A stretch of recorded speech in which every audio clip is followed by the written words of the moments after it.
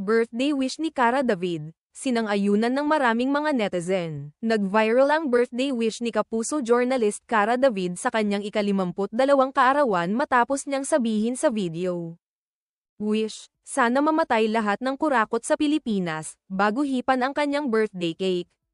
Ibinahagi ni Cara ang video ng kanyang belated birthday dinner kasama ang mga kaibigan, kung saan makikitang masaya at puno ng tawanan ang selebrasyon.